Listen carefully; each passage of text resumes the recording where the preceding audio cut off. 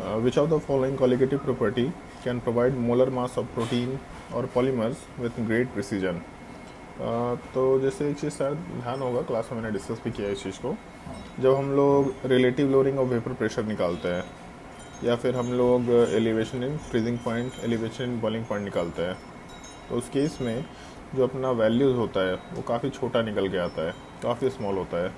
जबकि जब हम लोग ऑस्मोटिक प्रेशर निकालते हैं तो सेम कंसंट्रेशन अगर हम लोग सब में यूज़ करें, मतलब मान लो कि सेम मोलैरिटी या सेम मोलैलिटी हम लोग सब में यूज़ करें, तो सेम कंसंट्रेशन होते हुए जो ऑस्मोटिक प्रेशर वाला पार्ट है ये सबसे हाईएस्ट वैल्यू देता है। तो अगर सबसे हाईएस्ट वैल्यू देगा तो इसका मतलब आराम से हम लोग ये कंसिडर कर सकते हैं कि हम लोगों को ऑस्मोटिक प्रेशर कैलकुलेट करने में सबसे सहूलियत होगा, सबसे इजीली हम लोग इस चीज़ को कैलकुलेट कर सकते हैं।